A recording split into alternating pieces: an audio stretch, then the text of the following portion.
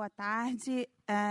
Para quem não me conhece ainda, sou Cláudia, faço a curadoria desse evento com o Tiago.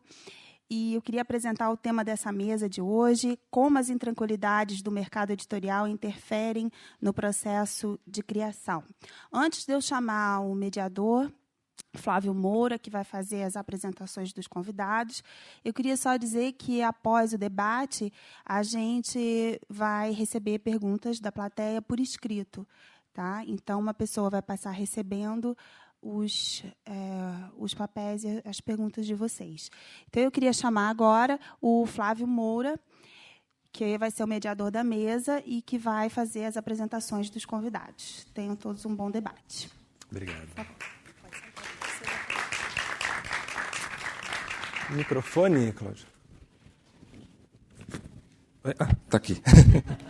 Já está na lapela. Boa tarde a todos. Agradeço aqui o convite do Itaú Cultural. Queria, então, chamar aqui para a nossa mesa como as intranquilidades do mercado editorial interferem no processo de criação, chamar os nossos convidados. A Carola Saavedra.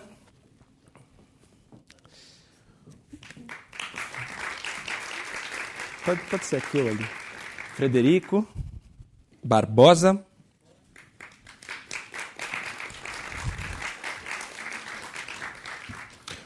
Luiz Rufato.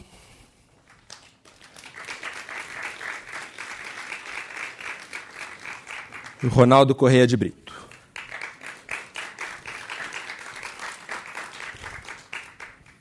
Bom, então agora que estamos todos aqui... Então, só retomar rapidamente. Quer dizer, o tema da mesa, que tem esse nome, como as intranquilidades do mercado editorial interferem no processo de criação, na verdade, para falar um pouco da vida literária, dos percalços, um pouco que envolvem a atividade de escritor hoje no Brasil. Eu vou apresentar muito rapidamente os nossos convidados para a gente já partir direto para a conversa. A Carola, que está aqui à minha direita, nasceu no Chile, em 73, veio para o Brasil aos 3 anos de idade, morou na Espanha, na França e na Alemanha, mas hoje vive no Rio de Janeiro. A Carola é autora, entre outros livros, de Toda Terça, de 2007, Flores Azuis, de 2008, e Paisagem com Dromedários, de 2010, todos pela Companhia das Letras e todos aqui com uma fiera enorme de prêmios, que finalistas de milhares de coisas. Se eu for listar tudo aqui, ocuparei muito tempo. Ali, à minha esquerda extrema, Frederico Barbosa. Frederico é professor de literatura, é organizador de oficinas de criação poética e crítica literária e performer de poesia. Frederico publicou 8 livros de poesia, entre os quais Nada Feito Nada, Brase Braseiro, que é em parceria com Antônio Risério, Signicidade, além de diversas antologias e obras didáticas, todos também premiadíssimos aqui, com uma fiera enorme de prêmios. O Frederico é diretor da Casa das Rosas, desde que ela foi reinaugurada como Espaço Haroldo de Campos de Poesia e Literatura, em 2004. E já participa sempre de eventos aqui no Itaú Cultural, foi até o curador da primeira edição dos Encontros de Interrogação, em 2004. Aqui, mais perto de mim, Luiz Rufato. Rufato tem publicado, entre outros, Eles Eram Muitos Cavalos, de 2001, Estive em Lisboa e Lembrei de Você, de 2009, e o projeto Inferno Provisório, que é composto por 5 volumes. Mama Son Tanto Felice, de 2005, O Mundo Inimigo, também de 2005, Vista Parcial da Noite, O Livro das Impossibilidades, de 2008, e, em breve, sair Domingo Sem Deus. Né, Rufato? Todos aqui também com publicações exterior, premiações, enfim. Por fim, o Ronaldo Correia de Brito, na minha extrema-direita. O Ronaldo nasceu no Ceará e mora no Recife. É médico, formado pela Universidade Federal de Pernambuco, e publicou Galileia, em 2008, pela Alfaguara, publicou os livros de contos Retratos Imorais, Faca e Livro dos Homens, Retratos Imorais pela Alfaguara, Faca e Livro dos Homens pela Cosac Naif. Autor de diversas peças, assina uma coluna na revista Continente Multicultural e uma coluna também na Terra Magazine, né, Ronaldo? Enfim, esses são os nossos convidados. Eu queria fazer inicialmente uma pergunta geral, e aí a gente tem uns tempo de 4 minutos para responder a primeira pergunta. A gente vai tentar ficar nesse prazo, para aí depois poder fazer um bate-papo e tal, que acho que é a parte mais ágil da conversa. A primeira pergunta que eu faria para os 4, a gente pode começar talvez ali pelo Frederico, é a seguinte. Tá? Eu lembrei aqui, quando convidaram um pouco para fazer essa mediação, uma fala do Bernardo Carvalho, numa entrevista que já tem algum tempo, que ele falava o seguinte: hoje em dia tem muito bandido solto, mas não tem inocente preso. O que ele estava querendo dizer é o seguinte, quer dizer, na verdade, pode ter muito autor ruim publicado, mas autor bom, hoje em dia, não fica de fora, quer dizer, consegue ser publicado por algum lugar. Quer dizer, vocês concordam com essa impressão que hoje em dia não existe mais essa dificuldade de publicar? Que hoje em dia, se você tem uma coisa de mínima qualidade, você encontra o canal? Ou isso é uma visão otimista demais? Bom, primeiro, boa tarde. Queria agradecer o convite, né, dos curadores do Itaú Cultural e dizer que estou muito contente com o fato dos encontros de interrogação terem continuado, né, e se tornarem já, de fato, um evento no calendário cultural da cidade de São Paulo e de outros lugares, porque já foram realizados encontros, né, dos encontros de interrogação em vários locais. Com relação à questão básica, né, dessa nossa mesa aqui, eu teria algumas coisas para colocar, inclusive, antes de responder a sua questão. A primeira coisa que eu gostaria de fazer é de tranquilizar todo mundo, porque essa discussão daqui a 50 anos não vai fazer o menor sentido. Porque eu tenho absoluta certeza que o livro vai acabar. Continuarão nas estantes, eu continuarei com a minha biblioteca de 10 mil livros, eu os amo, gosto do cheiro deles, mas vai acabar. E as pessoas vão encontrar outras formas, como, por exemplo, através da internet, através de meios digitais, divulgação da sua literatura. Eu conheço já vários jovens que leem inúmeros romances, contos, poemas, então, tudo na internet. E não tem a menor falta do livro. E não são jovens incultos, irresponsáveis e etc. e tal. Existe um preconceito, uma noção preconcebida de uma cultura livresca, de que é através do livro que se formam os intelectuais ou que se formam as pessoas pensantes. Eu quero propor aqui de que não é assim, não. Primeiro porque o livro é apenas uma maneira de se transmitir a informação. É uma das maneiras de se ter entretenimento. O livro, como objeto, tende a acabar, e eu, como poeta, né, o único aqui dos representantes da mesa que é poeta, não posso fazer outra coisa a não ser torcer para que todas as editoras quebrem, para que acabem as editoras nesse país. O Augusto de Campos me ensinou muita coisa. Uma delas, um dia ele me falou assim: Fred, é muito bom você ser poeta, liberta a gente. Porque eu sempre tive essa mania de querer fazer livros, de vender, divulgar os livros, fazer coleções de poesia e de atingir um público maior. Sempre tive isso e sempre vou continuar tendo, né? Eu tenho um site de poesia que tem mais de 1 milhão de acessos. Jamais com livro eu conseguiria nada próximo disso, óbvio, né? Mas o Augusto me falou, até para me dissuadir de ser tão ávido em criar um público para a poesia, não para mim necessariamente, para a poesia. O Augusto me disse, a poesia é libertadora porque não existe poesia comercial. Se você quer ser um poeta comercial, você vai dar com os burros na água. Existe música comercial, existe romance comercial, existe teatro comercial, existe televisão, é só comercial, né? Mas não existe poesia comercial. E a poesia sempre esteve na contramão das editoras. Não se esqueçam de que o livro nasce num dado momento.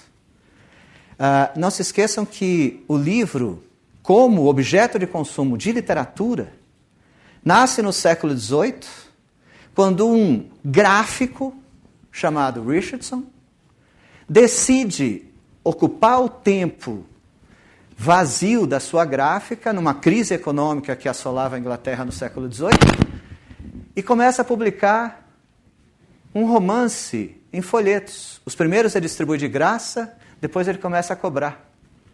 Tá?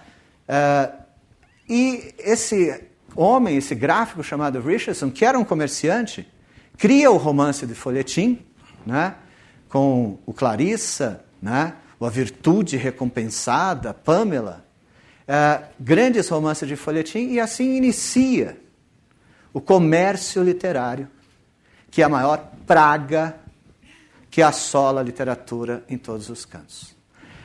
Eu não concordo. Tem muito bandido solto, sim. Mas tem autor bom que não consegue publicar em poesia, sim. Conheço inúmeros autores bons que não conseguem. Por quê?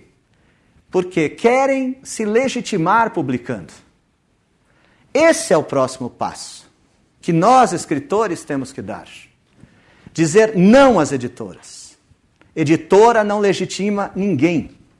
Editora publica livro do cara porque o cara é amiguinho do editor. Porque dormiu com a irmã do cliente do amigo. Não há critério. Editora no Brasil não tem critério. Não conheço uma que tenha. É tudo politicagem, é tudo conluio, é tudo.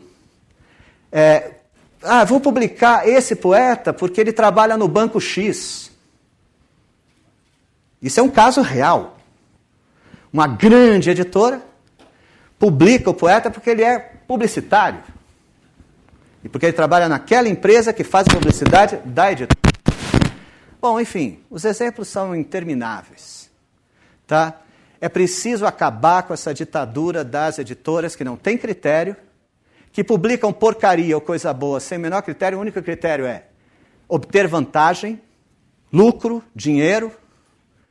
Esse é o critério das editoras. Portanto, eu conheço, sim, muita gente, posso fazer uma lista aqui, se vocês quiserem depois, de poetas bons, que estão fazendo trabalhos muito interessantes, que não foram publicados. E o que eu acho triste é que eles querem ser. Eles não deveriam querer ser, devíamos acabar com isso. Vamos todo mundo publicar na internet, por conta própria, fazer o que quiser. Quando isso acontecer, a literatura vai ser muito mais forte, muito mais vital nesse país, acabando com a pouca vergonha que são as editoras brasileiras. Muito obrigado, Frederico. Sorte de quem está... Alô? Está funcionando aqui o microfone? Tá. Sorte de quem está tweetando. A Fábio já teve alguns tweets maravilhosos aqui na fala do Frederico.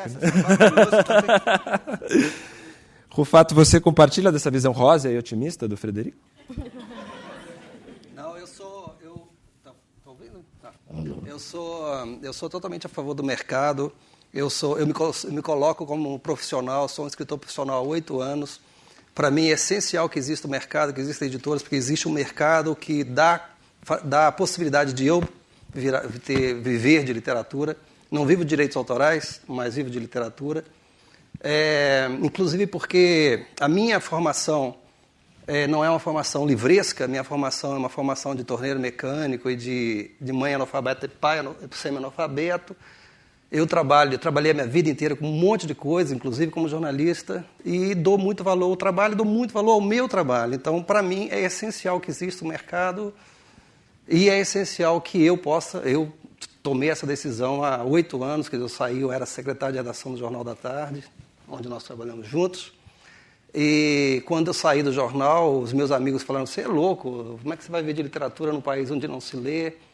E, enfim, eu não vendo livros, vendo muito pouco.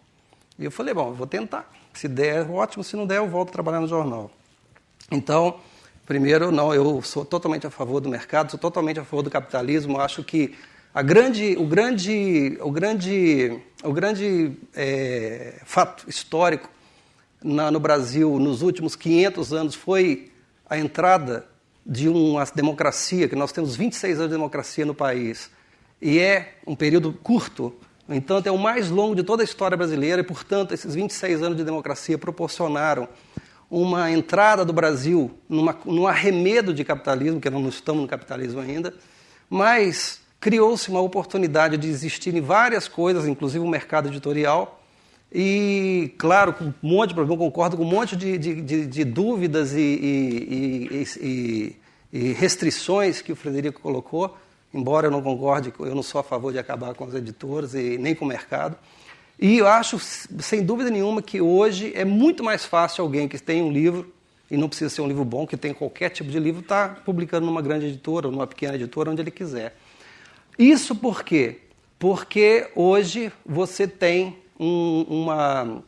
nós entramos num momento diferente na história brasileira, que é aquela... Eu não acredito, por exemplo, que todo mundo vai gostar de ler, mas acredito que você tem que dar a oportunidade de todas as pessoas terem contato com o livro para eles saber se gostam ou não gostam de ler. O que nós ficamos privados até hoje foi disso, quer dizer, é uma elite brasileira que sempre ficou ela dona dos meios de comunicação, da educação, da cultura, e que nós nunca tivemos a oportunidade de deixar que as pessoas leiam em massa. Eu estive na Bienal do Rio ontem, por exemplo, foi histórico, foi a maior quantidade de gente daquela Bienal de todos os tempos. 2 horas para chegar lá de tanta gente que estava indo, eles tiveram que fechar o estacionamento, às 5h30 da tarde já não tinha água. Para mim isso é fantástico, eu acho genial. Não interessa se estão vendendo lá lixo ou não, grandes best-sellers, porque é através dos best-sellers que a gente pode publicar os livros de quem não vende.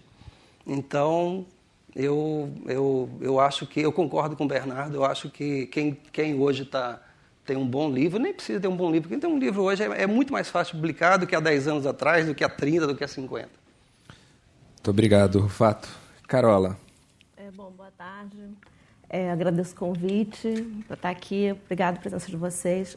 Eu começaria dizendo que foi dito aqui que o livro vai acabar e eu fiquei pensando que o autor também vai acabar, que na realidade que a gente pensa, claro, se publica muito, a gente tem uma facilidade de publicar muito grande, mas eu me lembro, assim, olhando antologias de autores da década de 70, é quase que um cemitério da literatura, porque você vê grande parte daqueles autores que foram autores na década de 70, que foram muito importantes ou que tiveram alguma visibilidade, hoje eles não têm mais, hoje ninguém mais sabe quem eles são.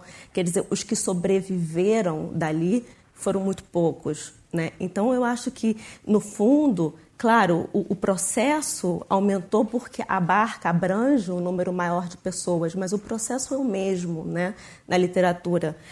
As pessoas que vão ficar depois, a gente não tem como dizer agora, porque a gente não tem até para crítica, né, como analisar o que é bom, o que não é bom.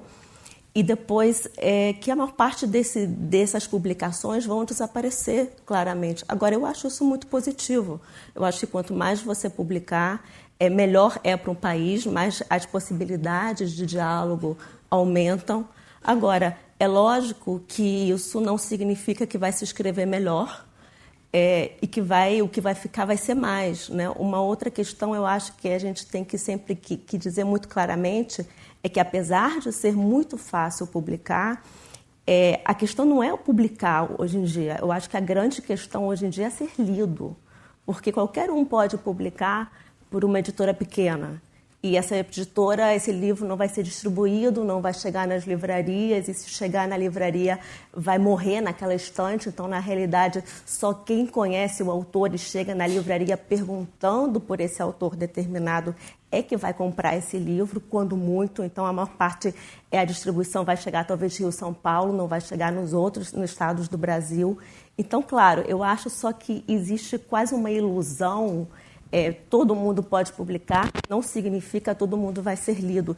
E ser lido, hoje em dia, é uma questão, eu acho, muito mais importante do que publicar. Quer dizer, mesmo na internet, né, se eu tenho, claro, qualquer um pode postar no seu blog e postar o seu texto. Agora, não significa que ele vai ser lido. Eu acho que a gente ainda continua preso às mesmas questões de antigamente. Quer dizer, a questão do leitor, o que torna alguém um leitor, o que faz de um escritor o que permite a um escritor ser lido. Talvez eu acho que o escritor contemporâneo, quer dizer, o escritor hoje em dia, ele vive entre a importância de continuar sua obra e o seu projeto literário e estar no mundo e querer ser lido. E para ser lido, isso exige do autor um tipo de habilidade às vezes bastante diferentes. Porque uma coisa é o que você escreve, mas não adianta escrever a grande obra, porque essa grande obra, a não ser que você tenha a sorte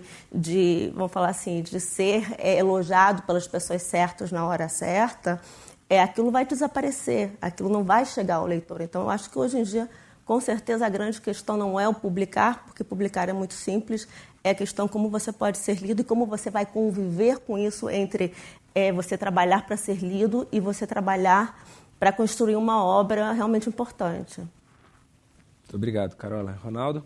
Opa. Boa tarde. Também agradeço ao Itaú pelo convite. Bom, uma vez eu escrevi uma carta para um escritor mineiro chamado Francisco Moraes Mendes, um excelente contista. Ele me havia escrito muito desesperado porque não estava conseguindo publicar os livros dele. E aí eu, para consolá-lo, achei de contar a história de Lao Tse, que vive na corte chinesa durante 40 anos e depois disso, então, cansado daquela vida, se recolhe à floresta, vive mais 40 anos e nesses 40 anos, então, ele constrói sua grande obra, que junto com a de Confúcio é a base de toda a cultura chinesa, que é o Tao Te Ching. Então, Lao Tse, fiel ao que ele prega no livro dele, que pelo não agir tudo é agido, ele simplesmente um dia atravessa o posto de guarda da floresta, pega os manuscritos dele, entrega ao guarda e vai-se embora. E ela acreditava que pelo não agir tudo seria agido. Então, de fato, o Tao Te Ching se transforma nesse livro que todos vocês sabem e conhecem. Bom, Francisco Moraes Mendes me escreve uma carta em resposta e me pergunta: Ronaldo, quem será o meu guarda de floresta? Então, eis a questão. Quem será o guarda de floresta? Noston, não é? Então, por enquanto, a editora ainda é o nosso guarda de floresta. Quem fica por último sempre tem a fazer um apanhado geral. A questão é que esse saber publicável e que vai ficar ou não ficar, ele, de certa forma, sempre esteve publicado. Ele podia ser publicado na forma oral, quando culturas como a indiana, várias culturas africanas, e aqui mesmo no Brasil, se elegiam tipos, pessoas, na Índia mais especificamente, na Grécia mais especificamente, para memorizar esses grandes livros, como o Mahabharata, como o Ramayana, como Ilíada e Odisseia, e transmiti-los, e aí, até que um dia eles fossem fixados, eles fossem copiados e difundidos, ou então eles poderiam adquirir novos formatos, como hoje existem todos esses formatos da internet. E a internet, então, ocupa esse espaço que já foi também da oralidade e ocupa o espaço da escrita. Então, há 1000 maneiras do livro ser publicado. Mas entra a questão que Carola coloca. Mas e ser lido? Quem é que garante que vai ser lido? Tem um outro exemplo muito interessante, que é o de Tomás de Lampedusa, que Tomás de Lampedusa conviveu com escritores e com intelectuais toda a vida, muito preocupado em escrever um livro, e, de fato, escreve o Leopardo, mas nunca o publicou. Ele sempre se envergonhava, achava que existiam livros demais, e amarra os seus papéis, guarda, e só depois de morto esses papéis são publicados. Eu acho que as editoras vão continuar existindo, o livro vai adquirir formatos, ele já foi um livro oral, já foi impresso em papiros, já ganhou, depois de Gutenberg, o formato de livro de papel. Hoje ele está na internet, a gente lê muita coisa na internet, na tela de um computador, e ele vai adquirir formas e formas, mas ele sempre será um saber. Na verdade, o que existe mesmo é o saber. Existem duas questões. É a questão do saber transmitido, e a questão de quem transmite, a questão do escritor. E o escritor, atualmente, estou fechando, ele tem o seguinte dilema. A esfinge chega para ele e diz: olha, expõe-te e serás... preserva-te e serás esquecido, ou expõe-te e serás devorado. Bom, vamos escolher o caminho. Obrigado, Ronaldo. Queria até partir para uma outra pergunta geral, até voltando a uma fala inicial do Frederico. Frederico, você não acha que, apesar de tudo que você colocou, a pergunta depois a gente, na verdade é geral, mas só puxando a partir da sua fala, Por outro lado, nunca houve tanta oportunidade de se falar isso que você estava falando, né? Quer dizer, nunca houve tantas possibilidades de se discutir essa crise, ou de se discutir os problemas da literatura, né? Saiu uma matéria esse mês na Piauí sobre feiras literárias, tinha lá um número interessante. Em 2011, 75 feiras literárias no Brasil. Para 2012, eles projetam 100, quer dizer, entre feiras e festas e eventos literários. Quer dizer, 100 eventos literários, a cada 3 dias tem um evento literário no Brasil, né? Isso, como a gente sabe, é uma coisa, essa proliferação é um fenômeno mais ou menos recente. Isso não é positivo para a literatura, isso não favorece para o escritor a conseguir os seus canais, não dilui essa coisa da editora que você está falando como instância de legitimação? Não. Primeiro que feira literária, meu caro, não, mas eu estou colocando um evento como esse. Literária é muito mais feira do que literário. Certo? É comércio. É feira que nem banana. Você está lá se vendendo que nem melancia. Aliás, melancia vem bem ao acaso pensando naquilo que a Carola falou, né? Eu não acho que... Isso aí é comércio, é um capitalismo que está crescendo, que o Rufato parece que gosta, né? Pergunta ao Rufato se foi o escritor que falou ou se foi o editor. A outra questão, com relação ao que a Carola falou, é o seguinte. Sempre a literatura no Brasil, desde os seus primórdios, ela foi moldada por uma elite. Isso está mudando de uma maneira muito clara. E esse é o grande problema que as pessoas têm que perceber, que está havendo uma modificação. Por exemplo, poesia. Deixa de ser uma arte de elite para ser uma arte do povo. Passa a ser uma arte dos saraus que existem na periferia de São Paulo. Não mais os escritórios de Ipanema. É na periferia de São Paulo que as pessoas estão fazendo poesia e falando poesia e curtindo poesia, porque é uma arte barata. Você precisa o quê para fazer um poema, a não ser a sua cabeça? Não precisa nem de papel e lápis.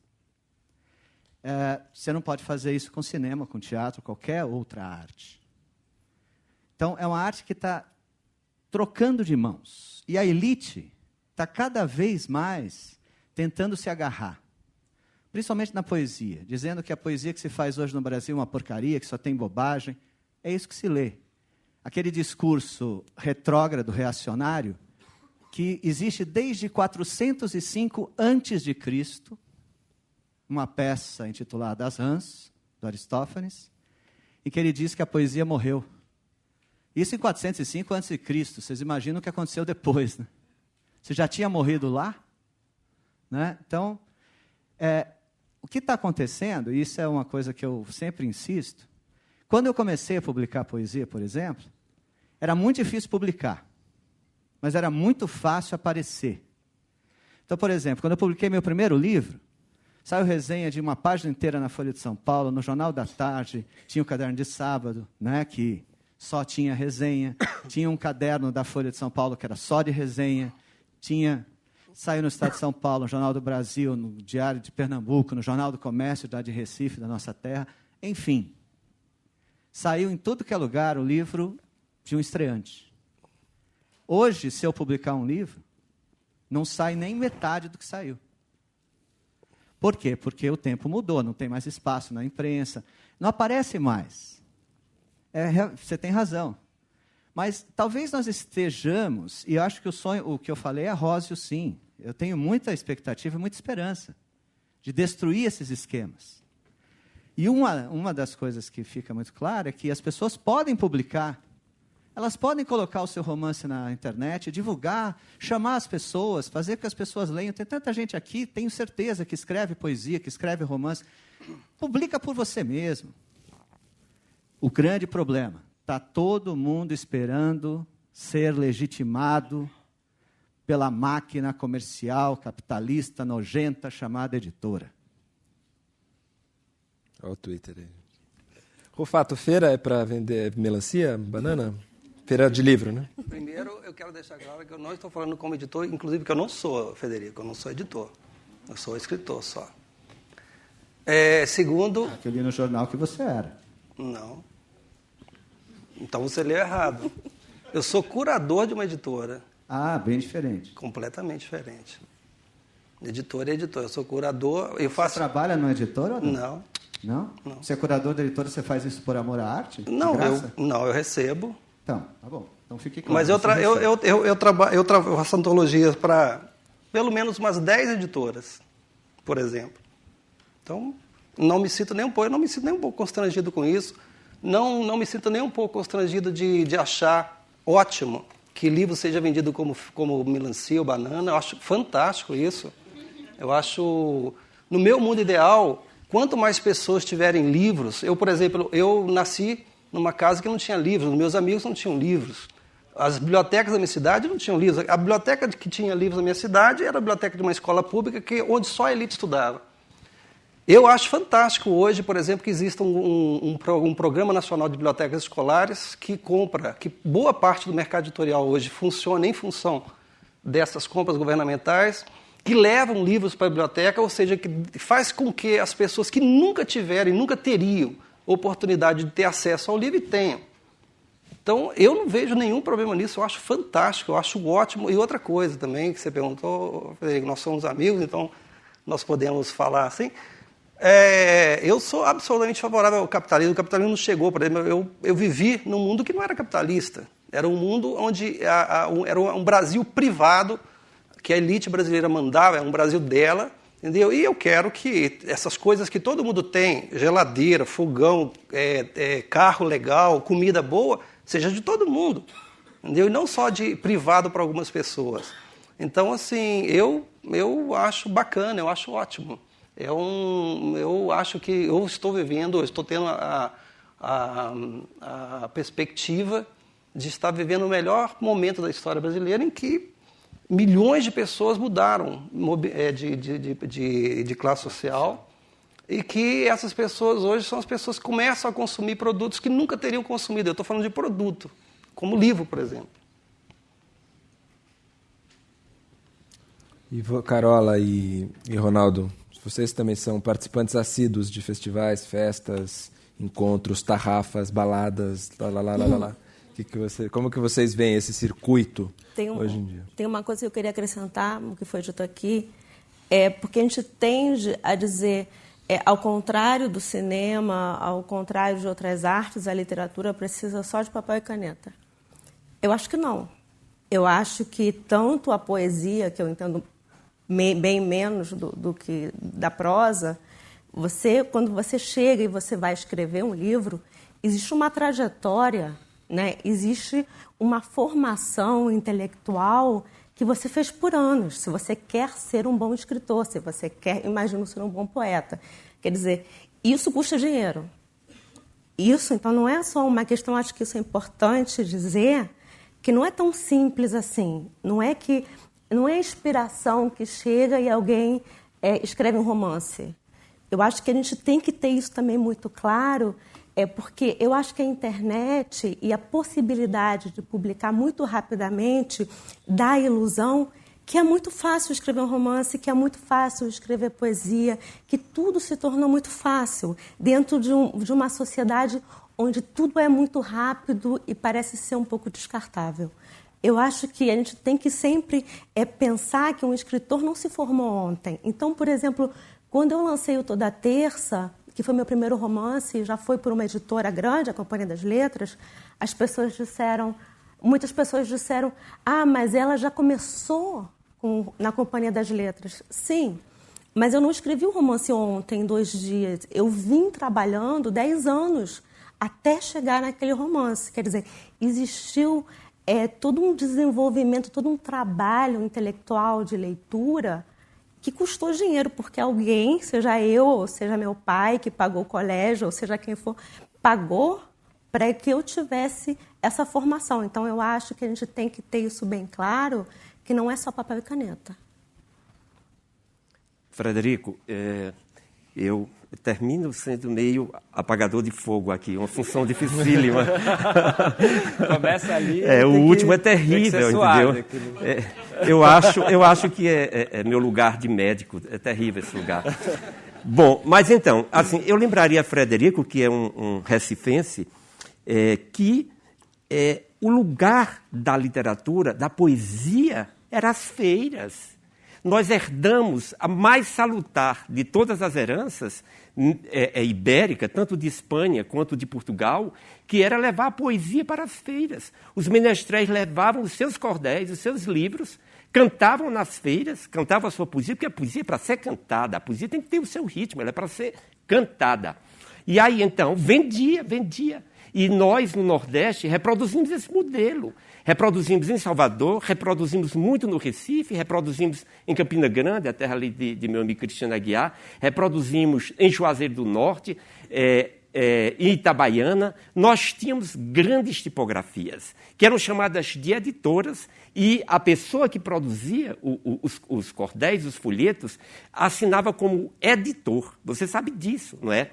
E então, esse produto, essa poesia, que era baratíssima, seria, digamos, hoje 10 centavos, 20 centavos, então era de grande alcance popular, ela era vendida, era estirada, uma esteira no meio da feira, os folhetos eram colocados, o vendedor pegava a poesia e ia lia com o microfone no meio de melancias, potes, jarros de barro, está entendendo? Muita banana, muito abacaxi, e ele estava lá realmente, e ele ainda botava uma cobra, que era para chamar a atenção, uma cobra. Opa! O pessoal chegava para olhar a cobra, e então, o que é que tem essa cobra? Aí, da cobra, ele passava para ler o cordel, e o cara comprava. Então, veja, a poesia, a literatura, ela tem que vir com esses ardis, ela tem que vir com essas artes, para se vender mesmo, porque nós queremos vender, queremos ser lidos, e para ser lidos nós temos que vender. Bom, só fechando, para você ter uma ideia, Frederico, a primeira edição do romance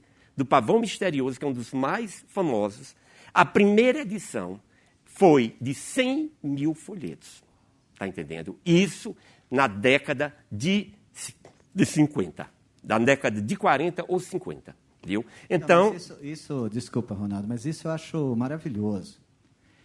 Eu fiquei pensando em Kafka, tá? Fiquei pensando na célebre parábola que ele cria das portas da lei.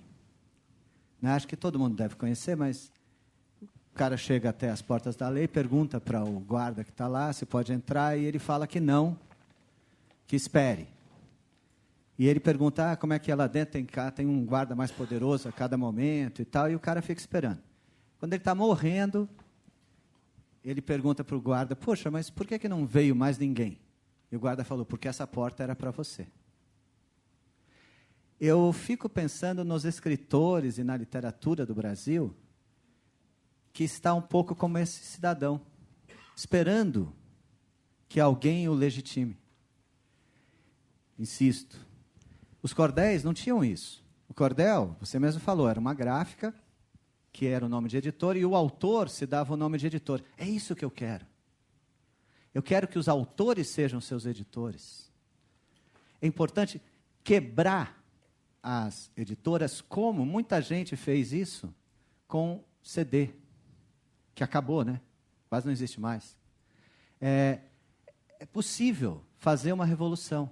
Agora, Federico, uma revolução que, aí você vai dizer assim, como é que vão ganhar dinheiro? Eu não sei. E aí isso é meu sonho. É o sonho de Mondrian. Piet Mondrian, o pintor holandês, ele dizia o quê? Qual era o sonho dele? É que ninguém mais fosse artista. Que todo mundo fosse. E, Carola, você falou assim, vão acabar os autores. Deus a ouça, querido. Deus a ouça. Que não existam mais, porque isso é uma blefe, gente. Deus também acabou. Sim, o Nietzsche já tinha matado, é verdade. Mas, veja, só para concluir isso aqui. Por que acabar o autor? Porque essa coisa de chegar aqui, eu sou autor, eu sou poeta, eu sou romancista, eu sou isso aqui. Não. Vamos, sabe, todo mundo pode escrever, todo mundo deve escrever, trocar. O sonho de Mondrian é esse, também é meu. É uma utopia? Claro que é. E é claro que eu estou lançando para a gente discutir. Mas a utopia é que todo mundo faça o seu folheto, venda para os outros, faça isso sem esse poder legitimador das editoras. O pior dessas feiras, ou dessas bienais, é que aí montam aqueles estantes milionários, gastam um dinheiro terrível ali para montar os estantes, cada uma das editoras querendo parecer mais poderosa que a outra, né? Dando algumas migalhas que vão os autores lá e fazem umas palestras e ganham um troquinho. Não estou falando que eu não fui, já vou a várias, né? Mas eu acho que é preciso as pessoas pensarem um pouquinho como elas estão sendo parte de um mecanismo, né, que pode ruir, né, e que seria interessante se as pessoas começassem a desprezar esse poder legitimador das editoras, a fazer literatura mesmo. Agora, Frederico, a editora ela não só legitima, ela também edita, né? Então, isso que você está falando não faz mais sentido para a poesia do que para a prosa? Quer dizer, no caso de prosa, sobretudo, não existe um diálogo mais intenso com o editor, não existe interferências, o produto final, quer dizer, tem preparação, tem revisão. A editora não é só um selo, né, que está aqui o prestígio, né? Existe um trabalho por trás mais forte na prosa do que na poesia, mas você acha que não existe uma diferença? Isso que você está falando, você acha que vale para a literatura de modo geral? Bom, Frederico, eu acho que eu sou visionário, porque hoje eu propus para a Cláudia Nina que soltasse uma bomba aqui no Itaú, que morreriam de uma vez só 60 escritores. Eu acho que é isso que você está querendo, viu? Mas aí sabe o que vai acontecer? Ninguém ia dar falta.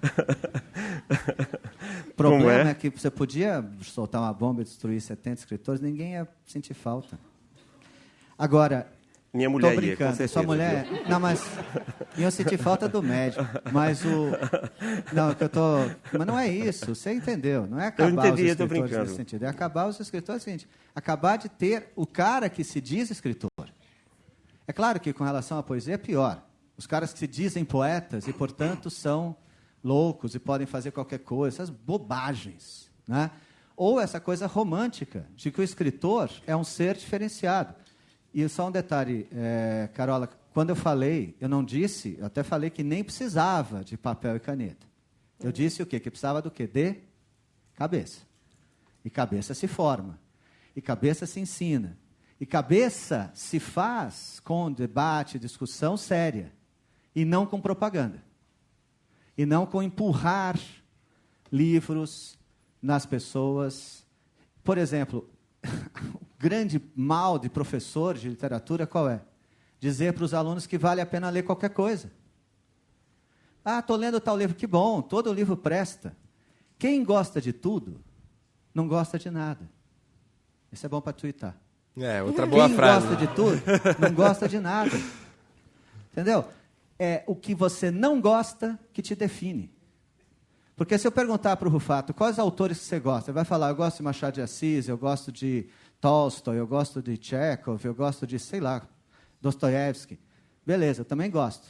Mas o complicado é chegar para cada um de vocês e falar assim, qual é o grande romancista famoso que você detesta, que você não suporta? Eu posso falar dos grandes poetas que eu detesto. 2. Já falei várias vezes. Mas, fale. Isso é que te define. Cita 2, Frederico. Ferreira Goulart e... bom, tem tantos outros. E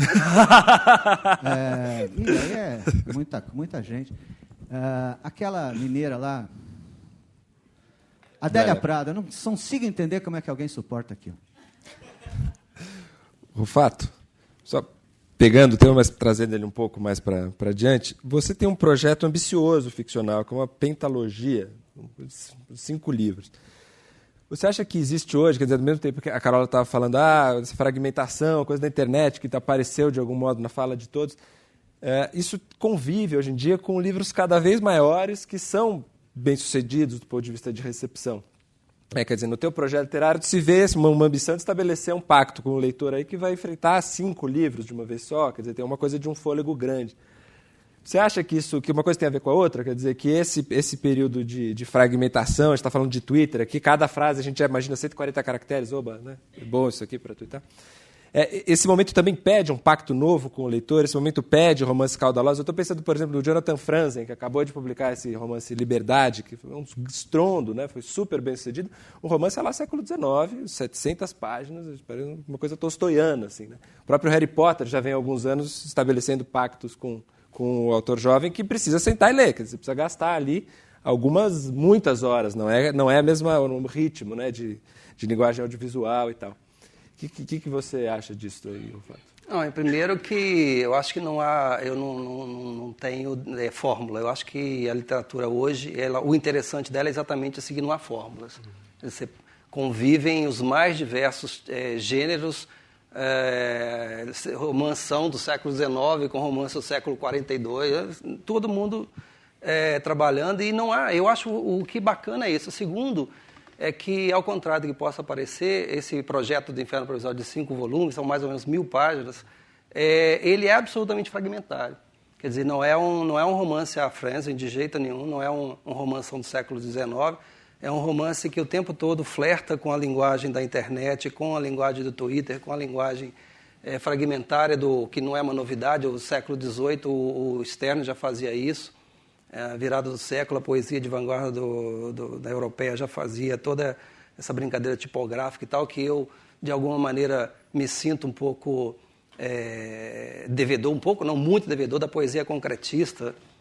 Extremamente devedor, eu não faria nada se não fosse a poesia concretista. E do Ferreira Goulart? Eu adoro Ferreira Goulart também.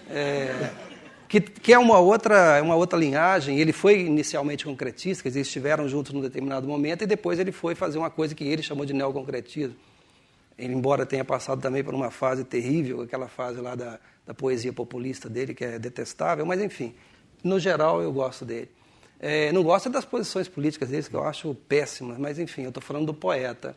E adoro a poesia concretista, eu tenho uma relação, eu não tenho preconceitos. Quer dizer, tudo aquilo que pode servir à minha literatura, eu uso. Por exemplo, Oswald de Andrade, eu sou apaixonado por ele, tanto que agora publiquei um livrinho pela Editora Globo, que eu adoro, Oswald, e dele eu tiro o que eu posso, ou seja, eu tiro de tudo o que eu posso. Eu sou, nesse sentido, bastante antropofágico.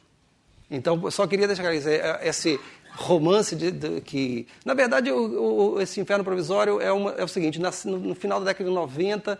eu comecei querendo publicar contos, aí o mercado falou assim, conto não vende. Eu falei, então tá. Eu continuei escrevendo conto, mas chamei de romance, aí vende. Uma boa técnica. Foi isso que eu fiz. Mais nada. Carol, sobre isso, você acrescentaria alguma coisa? Você acha que tem relação? Quer dizer, existe espaço para as duas coisas ao mesmo tempo? Você falou, o mais difícil é achar quem leia. Né? Mas a gente tem visto livros caudalosos saírem, no entanto, tem encontrado o seu público.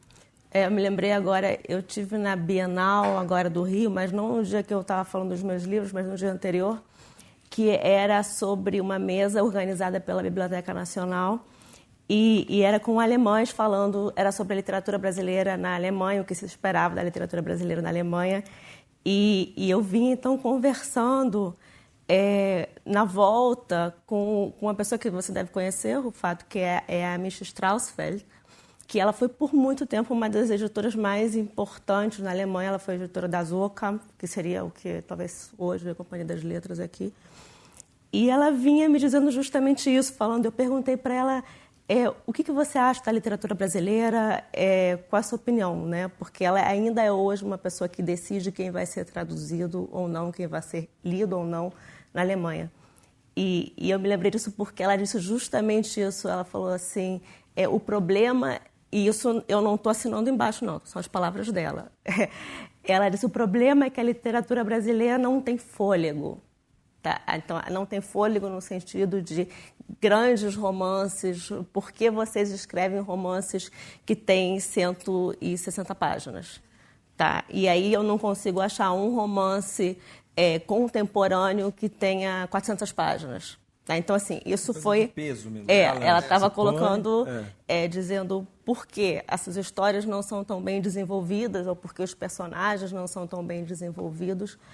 Eu não concordo. Eu, pessoalmente, eu acho que existem várias possibilidades na literatura. Né? Exatamente, você pode ainda fazer um romance, claro. Só que eu acho, pessoalmente, que hoje em dia, você na prosa, você fazer um romance no estilo século XIX...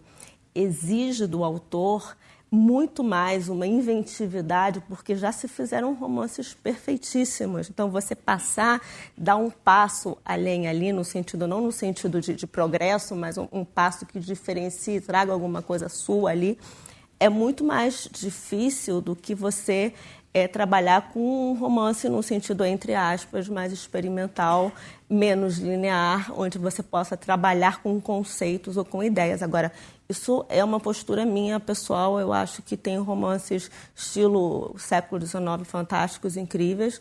Agora, não é o que eu, pessoalmente, busco na literatura. Agora, Carola, você mencionou a geração do conto dos anos 70 e tal. Eu lembrei que no seu acho que foi o seu primeiro livro, tinha a orelha era do Sérgio Santana. Ele foi um incentivador no seu primeiro livro, né? Isso você acha que ainda é uma coisa que faz diferença? Quer dizer, você ter uma figura desse tipo de projeção, que pode ir lá assinar a orelha, que pode ser um intermediário com a editora, que pode, como o Frederico estava falando, ajudar no ponto de vista da legitimação. Isso ainda faz bastante diferença no mercado? Eu acho que, não sei te dizer para o mercado, mas com certeza para o autor. E aí eu tenho que dizer não só o Sérgio Santana, mas o Rufato também. Foi porque o Contos do Rio, que era um concurso do prosa e verso, né? E o Rufato também, assim como o Sérgio, eram jurados daquele conto e eles gostaram do meu conto. E eu estava conversando. Então, esse primeiro momento de reconhecimento, porque, no fundo, o que isso está te dando é um leitor, né? Um leitor qualificado, um leitor que você admira, um leitor que você diz... Claro, não é qualquer leitor. É claro que para quem está começando, e na minha época, quando eu estava começando, você ainda tem uma insegurança muito grande. Hoje em dia, por exemplo, quando eu escrevo, eu sei dizer com a minha experiência, isto não é muito ruim.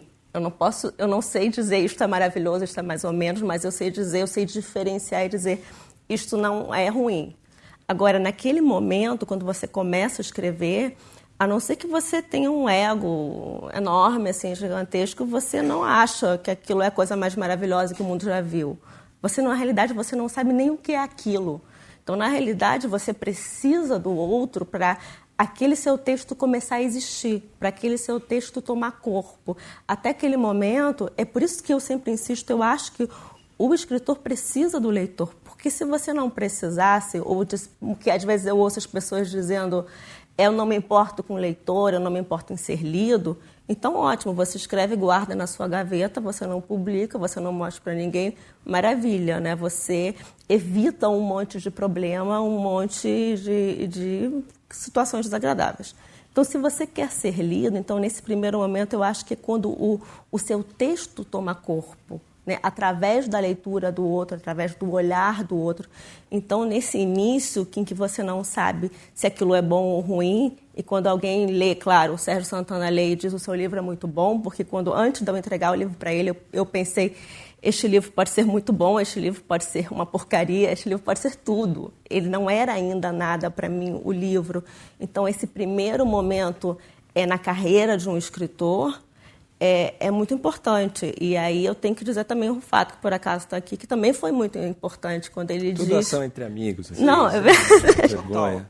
Não, mas é verdade, que é muito importante alguém dizer, não, isto é bom. Por isso que eu insisto que a gente precisa do leitor e que o leitor é importantíssimo e que não se deve desprezar o leitor. Obrigado, Carola. Agora, Ronaldo, uma pergunta correlata, não exatamente igual. Como é que é para você olhar, a gente está falando, quer dizer, que o Frederico falando da coisa das editoras e tal, né? Mas a gente sabe que isso é uma coisa muito mais forte no eixo Rio-São Paulo do que no Brasil inteiro, né? Como é que é para olhar do Recife para cá? E existe uma sensação de que você precisa estar publicado por uma editora daqui para que você tenha uma repercussão efetivamente nacional? Ou indo um pouco além, quer dizer, você tem uma literatura que preserva uma certa oralidade, que tem um diálogo forte com uma tradição regional. Quer dizer, você enxerga alguma tentativa de te colocar em um selo de regionalista e por isso é interessante aparecer aqui em Rio e São Paulo? Quer dizer, são duas coisas que têm mais ou menos relação. Mas, enfim... Bem, sem nenhuma dúvida, você, de qualquer lugar do Brasil que você escreva, você precisa ser visto e lido aqui nesse eixo São Paulo-Rio. Você tem que ser publicado por aqui, sobretudo porque os jornais que falam de literatura e que falam de livros estão aqui, não é isso? Bom, no caso do Nordeste, o Nordeste teve um prestígio muito grande, não é? Na década de 30, não é? Quando Gilberto Freire cria um movimento, o movimento de 30, cria um manifesto regionalista, e o Nordeste é quem produz os grandes nomes da literatura brasileira. Não é para citar, vocês devem saber, Lins do Rego, Graciliano, Raquel de Queiroz, Jorge Amado. Então, a literatura, o romance moderno estava vindo de lá do Nordeste. Presentemente, a gente publica por essas editoras daqui. Quanto à questão de regionalismo, Desculpa interromper, mas não existe um círculo. Por exemplo, no Rio Grande do Sul, tem muita coisa que fica por lá e aquilo tem uma certa densidade como meio, né? O evento literário de Passo Fundo, o jornal que publica, não sei o quê, tem um certo culto até a isso, até essa identidade gaúcha. Isso tem isso. Em Pernambuco, Ceará, Paraíba, Alagoas, não há essa permeabilidade. Não há. Há um certo isolamento de fronteiras. Mas há muitos eventos e poetas circulam de um lugar para outro. Mas não há editoras de poder. Não há um poder, nem há também uma mídia circulante de um estado para outro. Tem certas coisas que estão mortas. A questão da tradição oral, ela era uma questão que foi levantada muito fortemente por Mário de Andrade e por Guimarães Rosa, também por Luiz da Câmara Cascudo, como uma questão que o Brasil teria que resolver. E ele continua tendo que resolver. Porque se você vai pegar, por exemplo, a literatura urbana do Rio de Janeiro e de São Paulo, ela é uma literatura marcadamente oral. Caralho, por que só se diz que oralidade existe no Nordeste? Oralidade existe aqui em São Paulo, muito mais do que lá. Muito mais. Existe demais no Rio. Toda a poesia marginal do Rio é profundamente oral. A de São Paulo, idem. Está entendendo? Então, essa história caducou. Eu já não falo sobre ela. Caducou. Encheu-me. Não me venha com essa. Então, encheu-me o saco. Bom, a segunda, existem bons e maus escritores. A questão é essa. Bons e maus escritores. Só isso. Quanto a tamanho de livro, olha, eu acho isso também é outra grande besteira. A vontade de dizer um palavrão mesmo. O livro que marcou e que funda, entendeu, toda uma literatura sul-americana é desse tamanhozinho, chama-se Pedro Páramo de Juan Rulfo, entendeu? Borges, está entendendo? Ele dizia que todo escritor latino-americano, ele era devedor de Rulfo. Ele, de uma certa maneira, era filiado a Pedro Páramo. E veja, vamos para outro livro. Quando Tolstói se refere ao livro que cria a modernidade da literatura russa, ele não se refere a nenhum livro de 200 ou de 2.000 páginas. Ele se refere ao Capote, um conto de Gogol. Certo? É o Capote. Ele diz toda a literatura russa, Dostoiévski também dizia a mesma coisa, ela vem de O Capote de Gogol. Certo? Então, são livrinhos pequenininhos, pequenininhos. A obra marcante... Bom, é claro que a modernidade do romance brasileiro começa mesmo com Memórias Póstumas de Brás Cubas, de Machado de Assis. Mas depois disso, com um livrinho bem magrinho, quase raquítico, chamado Vidas Secas, de Graciliano Ramos, que é um livro muito parecido com a obra, por exemplo, de Albert Camus, que escreve livros magérrimos. Então, eu acho que isso de Nenhum gostar... deles seria publicado na Alemanha. Olhe, mandem os alemães comerem salsicha. Só mais uma coisa. Eu adoraria ser lido no Brasil. Olhe, digo para vocês, meu grande sonho era ser lido no Brasil. Se eu fosse lido no Brasil, eu me daria por muito feliz. Morreria tranquilo. Mas eu vou fazer o último comentário, então. Pelo amor de Deus, e os contos? Você acha, por exemplo, que os romances de Tolstói, Ana Karenina, Guerra e Paz, são maiores do que os seus contos, do que as suas novelas? Pelo amor de Deus. E Tchekhov, está entendendo? Então, não vamos medir livros por gorduras. Muito bem. Bons tweets também, né? 140 caracteres funciona muito bem. Eu queria acrescentar uma coisa. Diga lá, Frederico. O que mais me assustou, dito hoje aqui, Carola, foi quando você disse que aquela pessoa decide... E você falou que eu anotei aqui exatamente. Desculpa, só interromper um instantinho, Frederico. Eu só queria dizer que quem quiser mandar pergunta, já pode ir enviando, que eu vou reunindo aqui. Já a gente começa as perguntas do público. Então, tá, aquela pessoa que falou essa história dos livros gordos, né, que o nosso amigo Magro não gostou, né, mas eu também não gostei, que essa pessoa decide o que vai ser lido ou não na Alemanha. Não, não é assim. Você falou publicado e você falou vai ser lido ou não. Não, Quer dizer, se uma pessoa tem esse poder, tem algo errado. Sim, mas, claro, não é uma pessoa. Ela é uma scout, é uma das scouts que existem na Alemanha. Agora, a Alemanha também tem editoras imensas, médias, pequenas e minúsculas. Exatamente. E as editoras que decidem. Ela é uma scout de grandes editoras. Isso não significa que só vão ser publicados os livros que ela escolher. O que a Carola quis dizer foi isso. Mas eu acho isso assustador, de qualquer maneira, se tiver uma ou várias. E eu acho que eu não gostaria de ser uma Alemanha. Eu queria que o Brasil criasse uma nova forma de não ter que depender de critérios subjetivos de gente que não sabe nem ler direito. Não, desculpa, mas eu não consigo entender como é que a literatura pode ter critérios objetivos. Você definir quem que define... subjetivos de gente que não sabe nem ler direito. Foi isso que não, você falou critérios subjetivos. Quem que define o que é uma boa literatura ou o que não é uma boa literatura? Ninguém deve definir. É isso que eu estou falando. Não deve definir. Então não são critérios objetivos. Não são critérios. Tá. Não são critérios eu não entendi objetivos errado, então. de gente que não sabe. Tem que deixar ler. E aí vamos ver. Eu queria passar rapidinho aqui já para uma pergunta do público, que tem a ver aqui com o nosso tema, que é o seguinte, eu faria para os 4, se todos vocês puderem ser bastante breves, mas uma boa parte disso já apareceu, mas ela queria que falasse mais enfaticamente sobre como essas constrições, essas particularidades todas do mercado literário no Brasil interferem no processo de criação de vocês. Quer dizer, a hora que vocês estão lá escrevendo, criando, em que medida que esse tipo de questão aparece? Por a editora que vai publicar, enfim, o tamanho. Aqui? Pode começar por aqui. No meu, de modo algum. Editor nunca interferiu na minha criação. Eu publiquei por acaso, porque um dia... duas pessoas ilustres daqui de São Paulo, uma chamada Davi Erguti Júnior e outra chamado Augusto Massi, leram um livro meu, pequenininho, magro, magérrimo, esquálido, e acharam que eu tinha que ser lido. E então me telefonam e pedem então, para publicar e começam a me publicar. Então, de modo algum. Eu me vendi à medicina. Eu vivo do que ganho com o meu trabalho de médico. Aí, como escritor, eu faço o que quero, quando quero. Então, eu posso ser o segundo? Eu me vendi a literatura, mas eu faço só o que eu quero, quando eu quero e onde eu quero.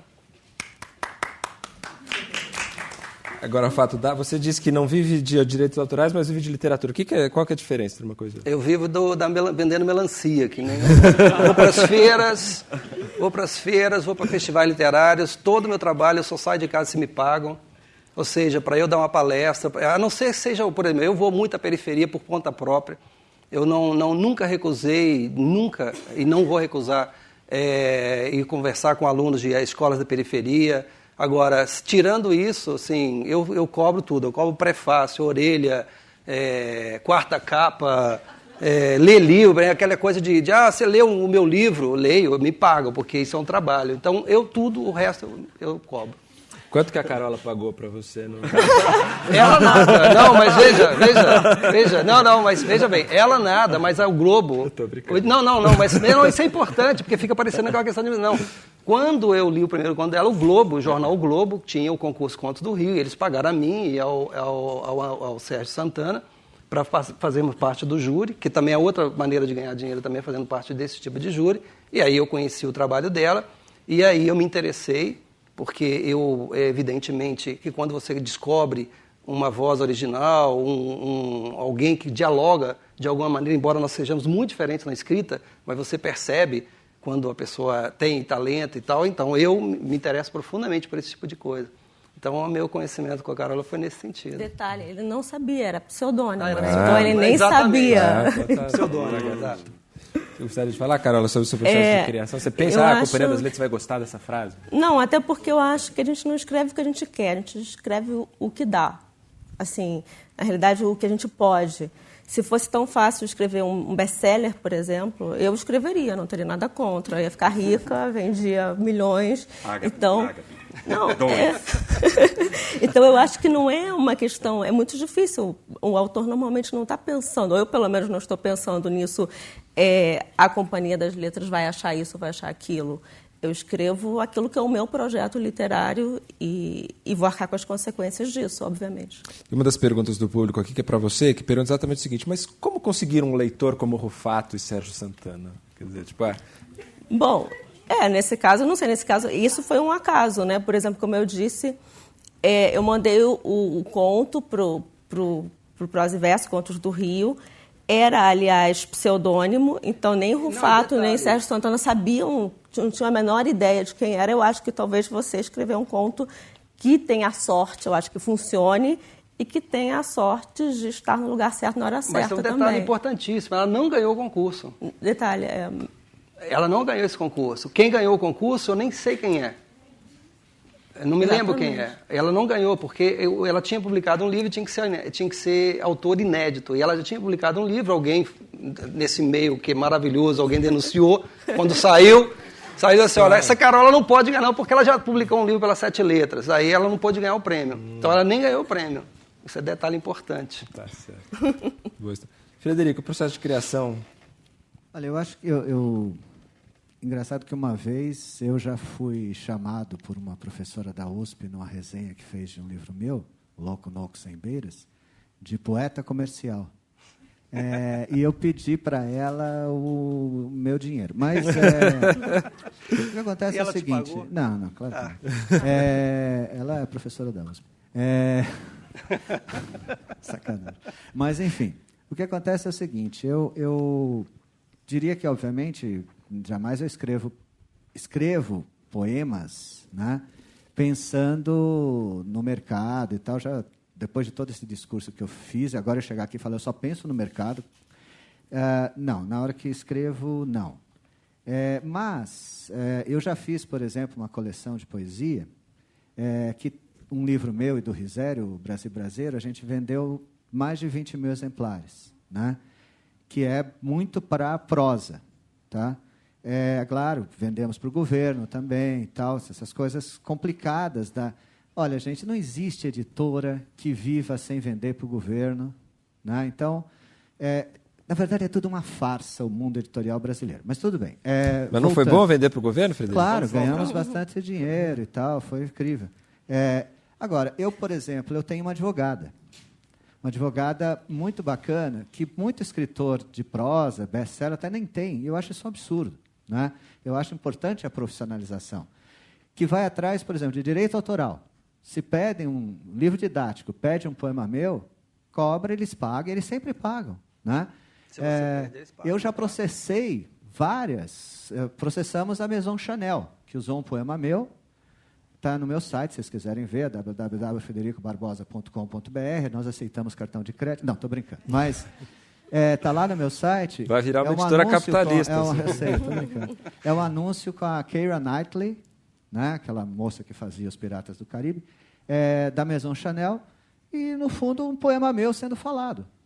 Né? De repente, descobriram isso, me mandaram, vi um anúncio que passou no mundo inteiro. Né? E nem sabia, nem tinha ideia disso. Eu entro aqui num laboratório de análises clínicas, aqui em São Paulo, na Juscelino Kubitschek, um poema meu na parede. Então, os caras fazem o que querem, né, com as obras das pessoas.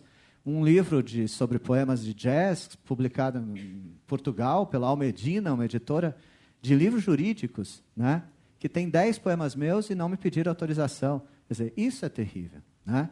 E isso eu tenho processado. A Maison Chanel, a gente ganhou o processo e tal. É legal. Eu acho que é importante pensar nesse mercado em que a gente vive, sim, né? Já que está inserido nesse mercado, é importante pensar. Né? Agora, criar para o mercado, você só é fadado ao insucesso. Não tem como. Né? Se você fizer querendo... A Clarice Lispector, quando quis escrever para o mercado, escreveu o pior livro dela. Né? É sempre assim. Quando você procura, né, simplesmente... se vender, você acaba não se vendendo. Né? O que se vende mesmo é aquilo que tem valor. Agora, Frederico, tem uma pergunta aqui do público. Nosso tempo está acabando, vou pedir para a gente ser bem breve. Que a pessoa pergunta assim: adoro sua intenção polêmica, pois adoro polêmica intelectual, mas penso que na internet também vai ser necessária a chancela de alguém. O que você pensa disso? Quer dizer, como ser lido no mundo virtual? Eu acho que o grande... Não acho que tem que ter chancela de ninguém, né? E esse é o grande problema. As pessoas precisam de chancela, né? Não deveria precisar. Agora, é claro que para a internet, a gente sabe o universo picareta que é a internet, né? E como você pode picaretear autores. Eu falei da Clarice. Algum tempo atrás foi feita uma exposição da Clarice no Museu da Língua Portuguesa e o curador colocou frases soltas da Clarice assim na parede. Quando eu vi, eu não gostei muito dessa coisa de descontextualizar as frases soltas da Clarice Lispector. O curador chama-se Ferreira Goulart. E aí, hoje, procurem nas livrarias. A gente encontra vários livros assim, As Ideias de Clarice Lispector. E na internet você recebe um monte de... Sabe aquele PowerPoint com musiquinha no fundo, aquelas imagens de pôr do sol? Com frases, e são frases da Clarice mesmo. Eu fico pensando, coitada da Clarice. O que ela virou, né? Você descontextualizando, você fazendo isso. É claro que não é preciso a chancela, mas uma coisa é fundamental. Critério. Essa é a palavra. Né? Quem define o critério? Critério. Você forma o seu critério. Aí que está, quem define o critério, não. É isso que não quero, é isso que é importante que não exista. Porque a gente é herdeiro, parece russo. Precisa ter um czar. Não tem, ninguém tem que definir o meu critério. Meu critério eu defino. Eu peço desculpa que tem o povo definindo o critério aqui do tempo. E eu vou ter que encerrar nossa mesa, mas eu agradeço muito aqui a presença de todos. Queria lembrar que é preciso sair para pegar o ingresso e voltar para a próxima mesa, mas agradeço muito, foi uma ótima...